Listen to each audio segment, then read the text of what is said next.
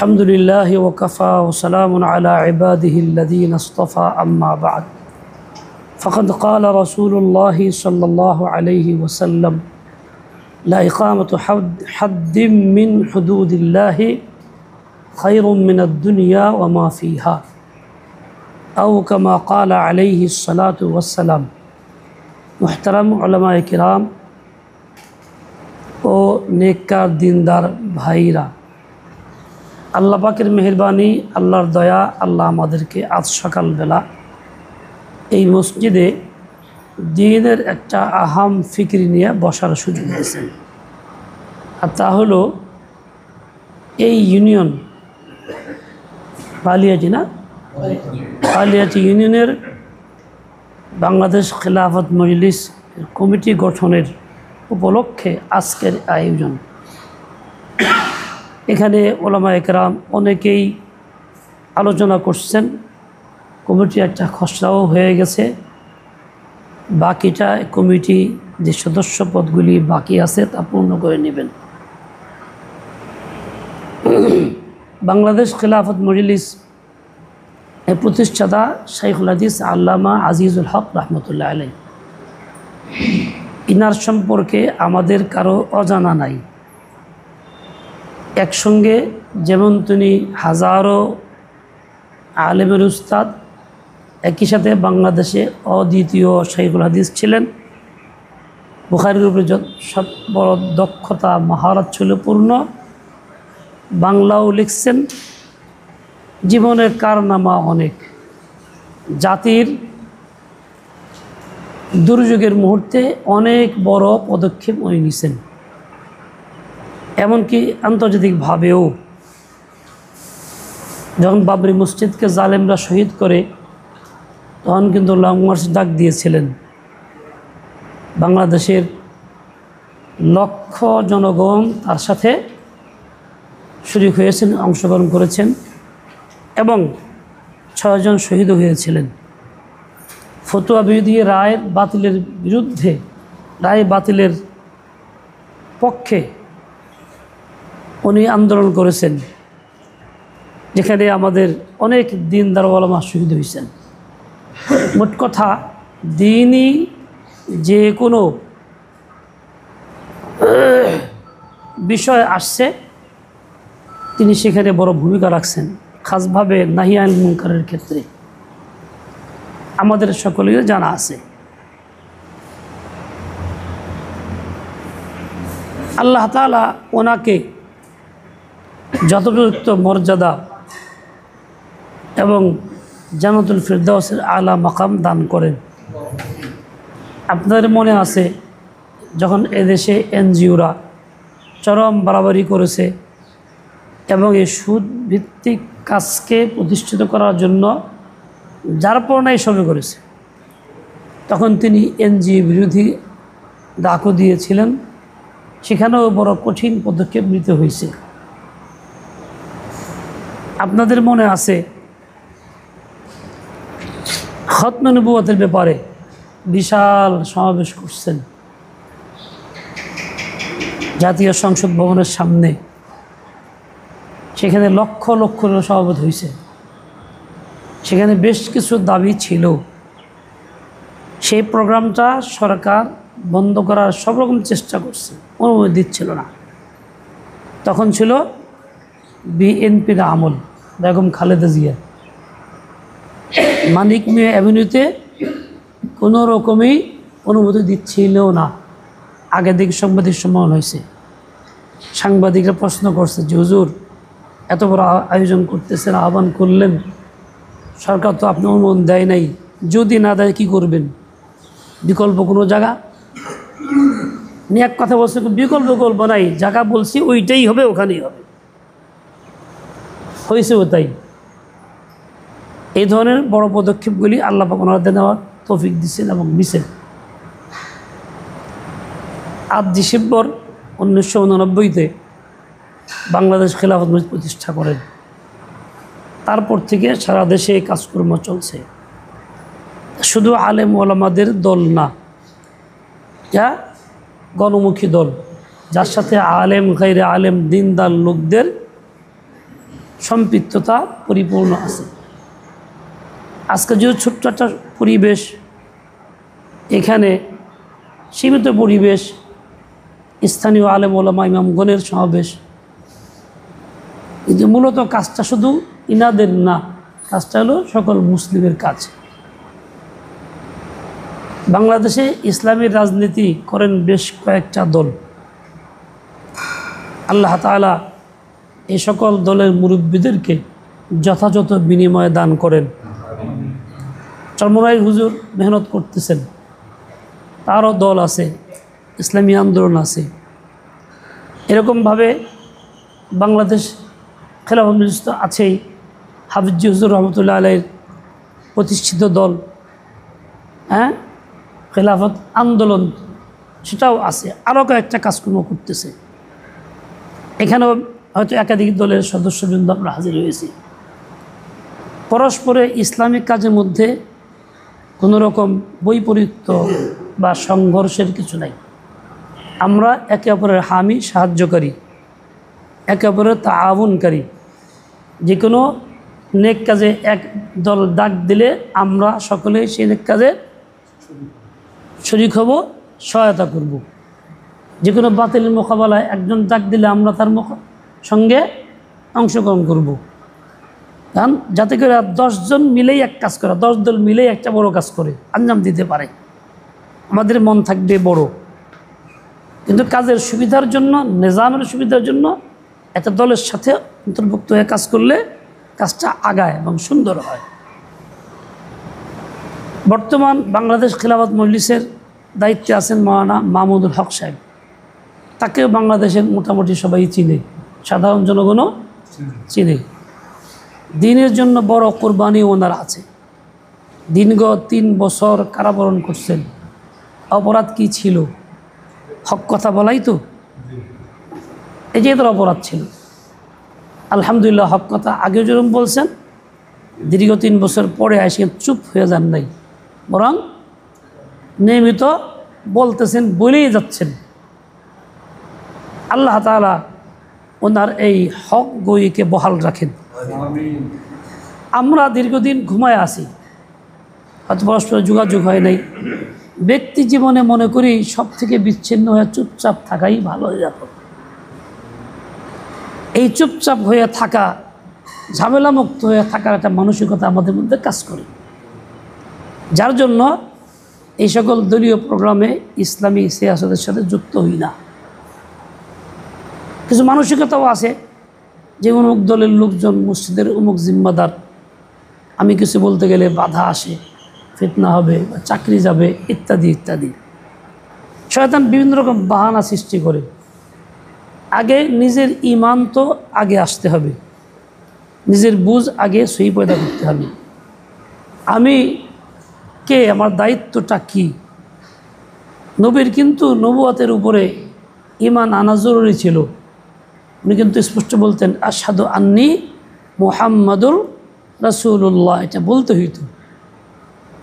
ঠিক আমি যে একজন ইসলামের অনুসারী মুসলিম এবং আলেম হিসেবে নবীর ওয়ারিস, আমাকে তো ঘোষণা দিতে হবে আমি কিন্তু একজন সত্যিকারের মুসলিম, নবীর ওয়ারিস। সুতরাং ইসলামী সিয়াসত কিন্তু আমার কাজ, প্রচলিত রাজনীতি আমার কাজ না। কেন? প্রচলিত রাজনীতির মধ্যে কুফর আছে, শিরক আছে, অনেক খারাপই আছে, পুরা জাতিকে ধ্বংসের প্রোগ্রাম আছে। ওইটা আমার কাজ না। আমার কাজ হলো উম্মতকে সংশোধন করা, সহি পথের প্রতীক বানানো। এটা একমাত্র ইসলামী সিয়াসতের এবং এর ময়দানের সাথে যুক্ত হওয়ার দ্বারা সম্ভব। এই জন্য আমরা আগে নিজেকে বুঝি, নিজের পরিচয়টা বুঝি এবং শিখি। প্রকাশ্যে বলি যে আমি কি, আমার পরিচয়টা কি, আমার কাজটা কি।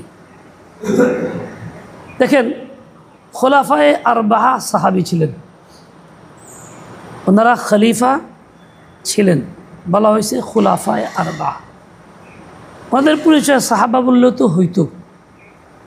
খোলাফায়ে আর পরিচয় কেন দেওয়া হলো? হাদিসের মধ্যে কেন আসছে? নবীদের খলিফা কেন বলছেন? আলাইকুম বিসুন্নতি ওয়া সুন্নাতিল খুলাফায়ে রাশিদিন। এটা আল্লাহর নবীর মুখের কথা, পরবর্তী সংযোজন না। এটা বলতে পারতেন আমার 4 জন বড় সাহাবীর, আমার আকাবির, ওনাদের অনুসরণ করবা। খোলাফা কেন বলছেন? বলে ওদের কাজ ছিল একটা খেলাফতের জিম্মাদারি, যা তারা করছেন। 30 বছর পর্যন্ত খেলাফত চলছে। খেলাফত ছিল কি? ইসলামী রাষ্ট্র ব্যবস্থা, যেখানে আল্লাহ তাআলার আইন, কোরআন, সুন্নাহ মোতাবেক পরিপূর্ণ সব কাজগুলি হয়েছে, এবং যা কল্পনা করা যায় নাই শতভাগ ইনসাফ প্রতিষ্ঠিত হয়েছে যে খেলাফতকালে। এই কাজগুলি জিম্মাদারি ছিল ওই বিশিষ্ট 4 জন সাহাবীর। এই জন্য নাম হয়েছে খোলাফা। আল্লাহ তাআলা কোরআনে পাকে বলছে, ইয়া দাউদ ইন্না জাআলনাকা খলিফাতান ফিল আরদ। নবী দাউদ, আপনাকে পৃথিবীতে খলিফা বানাইছি। কাজটা কি? সুবহানাল্লাহ, আলহামদুলিল্লাহ পড়বেন, খালি ইবাদত করবেন না। ফাহকুম বাইনান নাসি বিল হাক্কি, মানুষের মাঝে সঠিক ইনসাফের ফয়সালা করেন। তাহলে ইনসাফ দিতে ফয়সালা করাও তো নবুয়তের কাজ, খেলাফতের কাজ। যেহেতু উলামায়ে কেরাম নবীদের ওয়ারিস, ইনাদের কাজও এইটা। কিন্তু আমরা আত্মবোলা হয়ে এই কাজ থেকে পিছিয়ে হয়ে রয়েছি। মনে করেন উলামায়ে কেরামের মধ্যে অনেকে আছে বিচার আচার সমাজে বুঝেন, কিন্তু জান না। জান কেরা? এলাকার সাধারণ জনগণের মধ্যে কেউ না কেউ, অথবা প্রচলিত শিক্ষার কেউ। জনগণ তাদেরকে কাছে পায়, আপন পায়, তারা কিন্তু সঠিক ফয়সালা করে না। কেউ ঘুষ নেয়, কেউ পক্ষ টানে, পক্ষপাতিত্ব করে। সেখানে আপনাদের মতো লোক গিয়ে যদি স্টিল হয়ে দাঁড়ান, ফয়সালা করেন সঠিকটা, তাহলে কি ইনসাফ কায়েম হবে না? ওই মূল্যিত হবে। তার সাথে জনগণ আপনাকে সমাদর করবে কিনা, আপন বানাবে কিনা, এভাবেই বিচার আচার করে কিন্তু জনগণের কাছে বেড়ে বাতিলপন্থীরা, প্রচলিত দলের লোকেরা, আর আমরা না গিয়া শুধু দূরেই থাকতেছি। আপনারা জানেন কি সাইয়্যিদুল কওমি খাদিমুহুম, কওমের খেদমত যে করে সে হয় কওমের সর্দার। আজ কিন্তু কেউ মারা গেলে ওরা আগে যায়, কেউ বাড়ি পড়লে ওরা আগে যায়, কেউ অসুস্থ হলে ওরা আগে যায়। ওরা নিয়ত যাই থাক, ওরা যায় আগে, যেমন তাদের হাতের কাছে পায়। আমরা আলেম ওলামারা যাই সকলের শেষে, কিংবা কেউ যাই না, নিজের একটা সীমিত গণ্ডির ভিতরে থাকি, আমাদের লোক কাছে পায় না। আমরা মুসলিম এলান করে যদি বলি ভাই অমুক বাড়িতে পড়ে গেছে সাহায্য করেন, আমাদের কথা মনে সাহায্য করি। ওদের চেয়ে মূল্যায়ন আমাদের কথা বেশি করে যে এই লোকগুলি হক কথা বলে। অথচ আমরা মূল কাজ ছেড়ে দিছি ওখানে এসে। বুঝেছিল আগে যাওয়া, তাদের খেদমত করা, সেবা করা। সে আমাকে কাছের মনে করুক, কাছের মনে করলে দেখবেন আমি যা বলবো সে আরও বেশি মানবে। বাংলাদেশে গণতন্ত্রের দেশ, এদেশে ভোটের সিস্টেম চালু আছে। ভোট মানুষকে এমনিই দিবে, জনগণের কাছে বিরতে না পারলে, খেদমত করতে না পারলে, সামাজিক কাজে আগে না পারলে দূরও। এরা খালি দোয়া করে এই করে একে বুঝতে লাভ নাই। এ কথা মানুষ কেন বলে? আমাদের নিজেদের সম্পৃক্ততা না থাকার কারণেই বলে। তোমাদের মধ্যে আমরা এগুলি কই, বাস্তব আমল করি না। যে কোনো ব্যক্তি আলেম ওলামা বয়ান করতে গেলে সমাজের এই কাজ করা, এটা করা, বাবুল খায়রা এইসব বলে নবীর সুন্নত বয়ান করে, নিজে এই কাজের বেলায় অগ্রসর না। কাজে আমাদের একটা বড় কাজ ছিল এইটা। আমরা এই কাজটা আঞ্জাম দেব, জনগণের কাছে ভিড়ব। এর দ্বারা সে আমার সাথে সম্পর্ক করলে দিনের উপরেও থাকবে, আকীদাও সহি থাকবে। তার সাথে আমি তাকে সহি পথের পথিক বানাবো। তার সাথে এই একটা গুরু দায়িত্ব ছিল, সবাই স্বীকার করবেন পড়াশোনা করছেন, সেটা কি? ইমাম এবং খলিফা কায়েম করা উম্মতের সকলের উপরে ওয়াজিব। ওয়াতিউল্লাহ ওয়াতিউর রাসূল ওয়া উলিল আমরি মিনকুম আয়াতের মাথাতে আল্লামা কুরতুবী লিখছেন, অন্যরাও লিখছেন যে একজন ইমাম এবং খলিফা কায়েম করা ওয়াজিব, যিনি দ্বীনের কাজ আঞ্জাম দেন। কাজ কি দিবেন? হদ কায়েম করবেন। কাজ কি করবেন? শরীয়তের আহকামগুলি সমাজে চালু করবেন। কি করবেন? ইসলামী দেশের সীমান্ত রক্ষা করবেন। কি করবেন? হদ কায়েম করবেন, দ্বন্দ্ববিধি বাস্তবায়ন করবেন।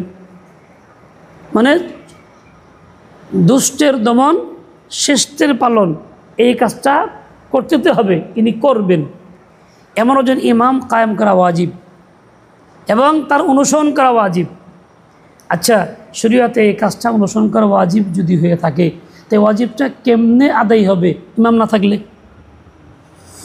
এমন তো থাকতে হবে আগে, তাহলে আগে ইমাম নির্ধারণ করতে তো হবে। মোট কথা, দ্বীনের আহকাম পরিপূর্ণ পালন করা, বাস্তবায়ন করা এটা সম্ভবই না কোনো প্রকারেই ইসলামী সিয়াসত ব্যবস্থা না থাকলে। আমাদের অবস্থাটা কি দেখেন, আমরা নিজেরা নিজেকে নিয়ে সন্তুষ্ট আছি যে ইসলামের উপরে আছি, ইমান নিয়ে আসি, হাকিকত কি তাই? একটু নিজেকে নিয়ে চিন্তা করি কোন ময়দানে আছি। আমাদের দেশে কোনো একটা দুর্ঘটনা ঘটলে আমরা অনেক সময় মিছিল মিটিং করি, দাবি করি, থানায় যাই, অমুকখানে যাই, সকলের মুখে একটা দাবি থাকে। দাবিটা কি? অমুকের ফাঁসি, অমুকের বিচার চাই, ফাঁসি চাই, ফাঁসি চাই। এই কথা বলি কি বলি না? বড়রাও বলি, ছোটরাও বলি যে ফাঁসি কি ইসলামের কোনো আইন? এটা কুফরি আইন, ব্রিটিশের আইন। তারও আগে 1762-তে পালন করছে খ্রিস্টানের আইন। আমরা মুসলিম ইমাম আলেম ওয়ারিসে নবীর দাবিদার চাইতেছি একটা কুফরি আইনের বাস্তবায়নের দাবি। আচ্ছা, কুফরি আইন বাস্তবায়নের দাবি করলে ইমান কতটুকু থাকে? আমরা যদি কুফরের সমর্থন করি, ওইটা চাই, তাহলে ইমান কতটুকু থাকে? নামাজ কালাম তো জাহিরি ঠিক পড়ি, কিছু ইবাদত তো করতেছি, কিন্তু হাকিকতটা কি? আচ্ছা, আমি তো এই কথাও বলতে পারতাম অমুকের শাস্তি চাই, আল্লাহর আইনে বিচার চাই, এই কথা বলতে পারতাম না? বললে কোনো অসুবিধা হইতো? কে পুলিশ ধরে নিত না? স্বাধীনতা আছে, স্বাধীন মতামত পেশ করার সুযোগ আছে, সংসদে প্রচলিত আইনেও আছে।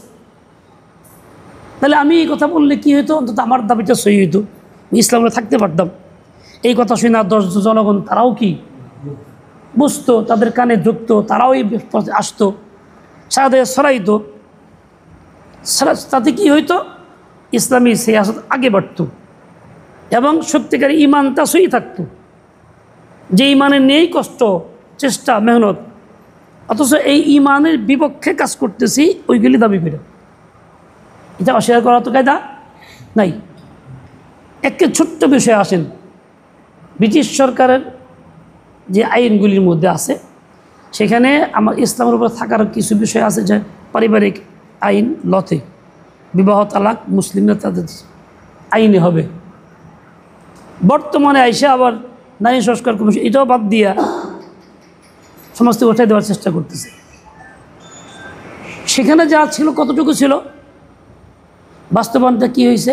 আয়োগ কিছু পরিবর্তন করছে, বাংলাদেশকে সংযোজন করছে, সংযোজন করে কী করছে? কতগুলো হারাম কাজ ঢোকাইছে কি? তালাক, এটা মুখে দিলে হবে না, মুখের তালাক তালাক নয়, এটা মিছিল দিয়ে স্লোগান দেওয়া হয়েছে, জনগণ এটাকে প্রচার করছে, এনজিওর মাধ্যমে, ব্রাকের মাধ্যমে মিছিল কইরা, তারা মিটিং কইরা, স্থানীয় নেতৃবৃন্দ মাসে মাসে মিটিং করতো, এগুলি প্রচার করতে মকদুলাই করছে।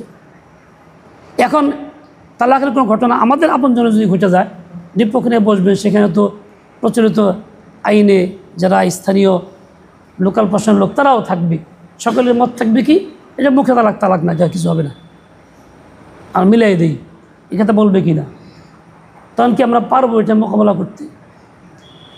আমরা তো কিছু লোক মাত্র সমাজে, আমরা এই লিবাসের যারা না মুসলিম নামাজ কালাম পরে আমরা আপনার পিছনে, তারা কিন্তু ওই কথাটা মাইনা ওই হারামটাকে হালাল করে যাইতেছে। আর হারামকে হালাল করে গেলে ওই বিশ্বাস নিয়ে থাকলে ইমান থাকে না। তাহলে আমাদের অবস্থাটা কি হইতেছে? পায়ের নিচে মাটি নাই। এখনও যদি আমাদের হুঁশ না আসে, ফিরে না আসি, যাকে অপছন্দ করি, তাহলে আমাদের পরবর্তী হাসর কি হবে আল্লাহ ভালো জানে। যে ইসলামের কোনো বিধানকে অপছন্দ করা শরীয়তে বৈধ?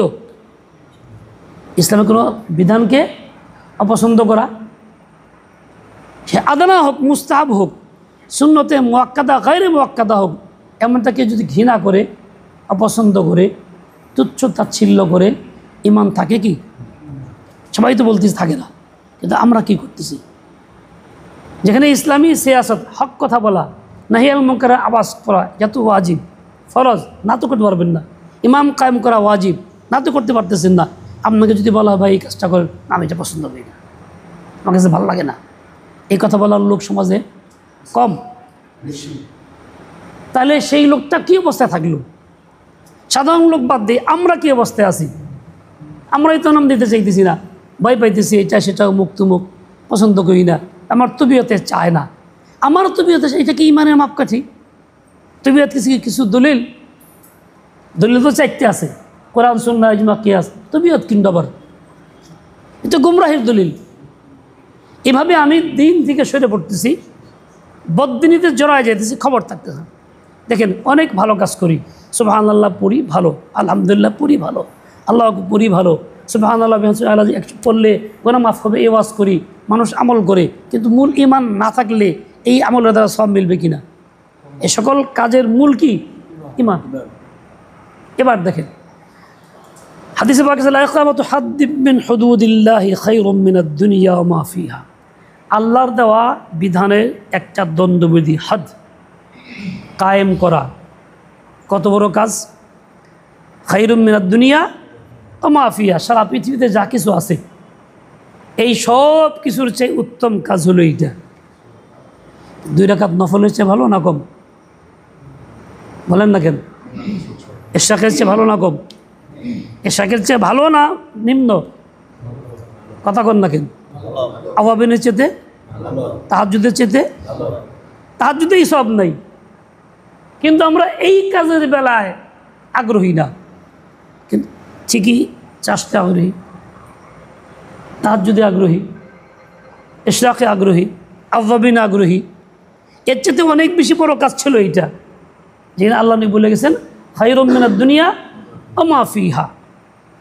দেখেন আফগানিস্তানে ইসলামী হুকুমত আসছে, খেলাফত ব্যবস্থা না, ইমারত ব্যবস্থা। খেলাফতের জন্য যা লাগে সেটা হয় নাই, সারা পৃথিবীতে এখনো হয় নাই। কিন্তু দেখেন শান্তি তাদের আসছে না অশান্তি আসছে? ওই দেশে কি অমুসলিম আছে না? কিছু আছে সামান্য, তারা কি শান্তি পাইতেছে না? সফলতা ভোগ করতেছে না? তারা যে একেবারে হাজার হাজার হেক্টর জমি নেশা সব ধ্বংস করে দিল, তারা না খায় মরতেছে। অর্থনীতি তারা বেশি আরও আগায় গেছে। এখন তারা আমেরিকার সঙ্গে টক্কর দেওয়ার চিন্তায় আছে। কী জন্য? ইসলামী শাসন ব্যবস্থা আসার কারণে দুর্নীতি নেই, 1 টাকা আয় হলে 1 টাকাই থাকতেছে। আর দুর্নীতি হলে 1 টাকা আয় হলে 10 টাকা ব্যয় হয়। বাংলাদেশে যা হয়েছে, পৃথিবীতে যা কিছু হয়, যে রাস্তা ঠিক করতে 10,000 কোটি টাকা লাগে, ওই রাস্তা ঠিক করতে এখন 50,000 কোটি টাকা লাগে। কেন? বাকিগুলি এই পকেটে সেই পকেটে যায়, ওরা তো তা করতেছে না। তাহলে এই একটা নজির সামনে পৃথিবীতে আছে, নাই থাক। একজন ভালো মানুষ সাধারণ জিনিস বুঝেন, আমাদের মুসল্লিদের মধ্যে কারো মুসল্লি আছে এমন কোনো ব্যক্তি যে লোকটা একজন সরকারি কোনো কর্মকর্তা, সে মনে করেন ওসি আছে, ব্যক্তিগতভাবে সে খুব ভালো, সৎ, ঘুষ খায় না, সুতার কিছু খায় না, বা একজন ডিসি অথবা ডিসির পরবর্তী পদের একজন লোক, ব্যক্তিগতভাবে সে খুব ভালো। ভালো হয়েছে কেন? একজন আলেমের সোহবতে ওয়াজ শুইনা দিনদার হইয়া বাক্তা বিলিয়ে গিয়া, সেখানেও আলেমের সোহবতে গিয়া সেই লোকটা ভালো হয়েছে। ভালো হওয়ার দ্বারা কী হইতেছে? এই লোকের দ্বারা এই দুর্নীতি হইতেছে না, মানুষ ঘুষ সুদে লিপ্ত হইতেছে না। এই লোক যে কাজগুলি সঠিক করতেছে, এরকম বাংলা 210টাও কি নাই?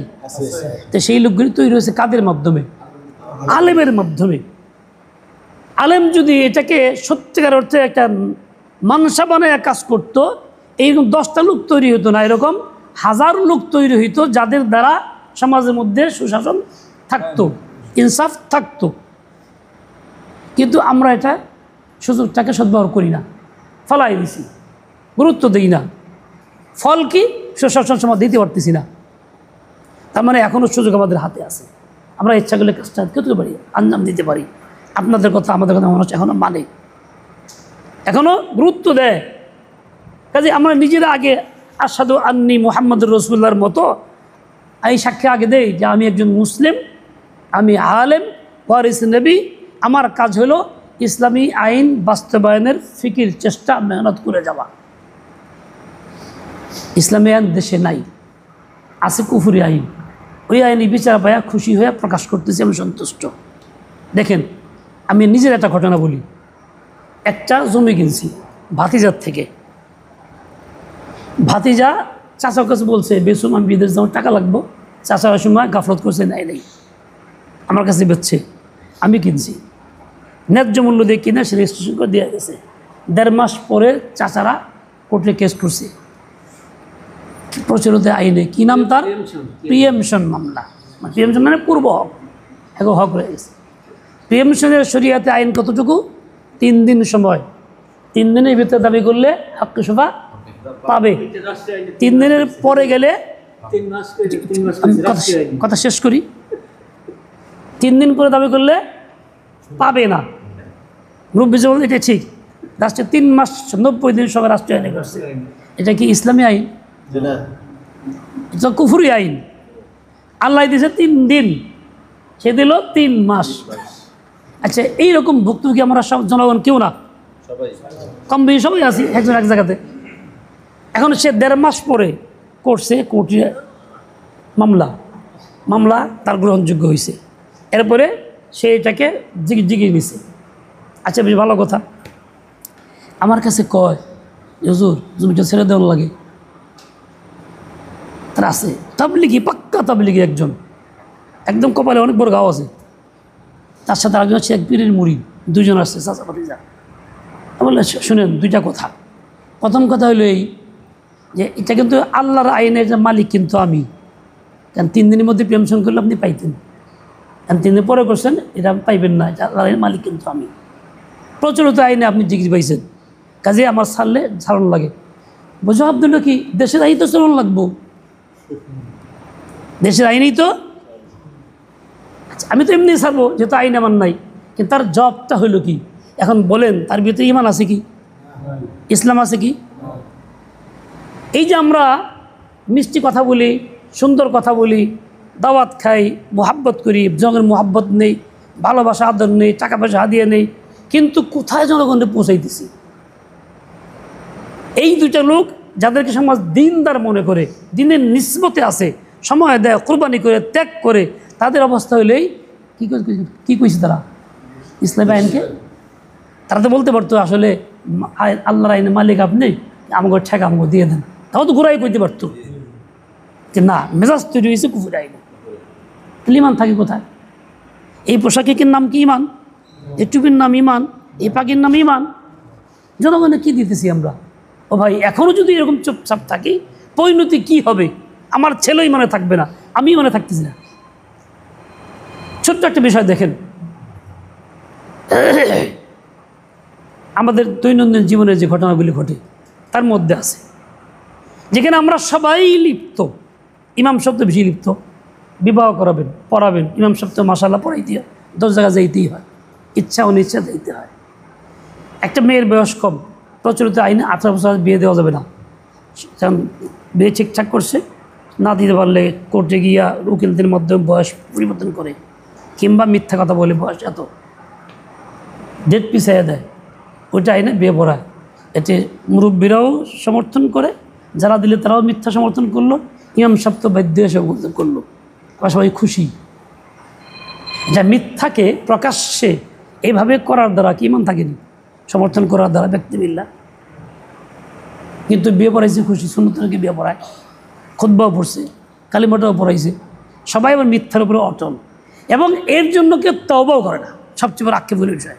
কারণ এটা মনে করে বৈধ কাম করছে, এরকম মিথ্যা কাজ ঘটাইয়া এই জন্য আফসোস করে না, তবও কেউ নজরে পড়ছে এরকম তবা করছে কেউ? তাহলে ইমান কোথায়? এখনও যদি ফিরে না আসি তাহলে পূর্ববর্তী অবস্থা কী হবে? আর এখনই কী অবস্থায় আছে? যে লম্বা কথা বলার সুযোগ আর নাই, আপনারা ব্যস্ত, আমারও ব্যস্ততা আছে। এভাবে আমি দিন দিন ইমান থেকে বের হয়ে যেতেছি, ইসলাম থেকে হয়েছি। এর মোকাবিলা আমাকে দাঁড়াইতে হবে, আমাকে সহি নাজ মতকে দিতে হবে, নাহি আল মুনকার করতে হবে, আমাকে আমর বিল মারুফের আহ্বান করতে হবে, এবং সমাজে যাতে ইসলামী আইন বাস্তবায়ন হয় এই যে চেষ্টা করে যে আমার ওয়াজিব, যে কোনো ওয়াজিব কাজের মোকদ্দমাও ওয়াজিব হয়, ফরজের মোকদ্দমা ফরজ হয়। নামাজ ফরজ হইলে উজু না থাকলে উজু করা তখন কি? নামাজ তো ভিতরের কাম, বাইরে কতগুলি ফরজ আছে, কি সতর ঢাকা, কেবলামুখী হওয়ায়, যে কি নামাজের ভিতরের অংশ নাকি? নামাজ পূর্ণ করতে এগুলি ফরজ। তাহলে মুকাদ্দামাতুল ফরজগুলো কি? ফরজ। একটা ওয়াজিব হুকুম শরীয়তে আছে, কিসাস ফরজ, কিংবা একটা দণ্ড আছে ওয়াজিব। এই সবগুলি কায়েম করার জন্য যে উপকরণ, আসবাব, চেষ্টা মেহনত, এটাও কি ফরজ বা কি ওয়াজিব। কিন্তু আমরা যে কাছ থেকে বিরত আছি, তো আমরা জবাব দেব কি আল্লাহর কাছে? এই ফিকিরটা করি। বাংলাদেশ খেলাধ আপনাদেরকে এই রাহাবারি করে, এই আহ্বান করে, ইমান আমলকে তাজা করার মেহনত করে। এই জন্য সবাইকে আমরা আপনার দাওয়াত দিই, যে কোনো বিশেষ ইসলামী দলের সাথে আছেন তো আলহামদুলিল্লাহ আছেন, যারা নাই তারা বসে না থাকি, সম্পৃক্ত হয়ে যাই, কাজ আগে বাড়াই, জনগণকে সহি পথের প্রতীক বানাই, নিজেরাও ইমান আমল রক্ষা করি, জনগণ ইমানকে রক্ষা করার চেষ্টা করি। আল্লাহ তাআলা আমাদের সবাইকে সহি বুঝ দিয়ে দেন, হিম্মত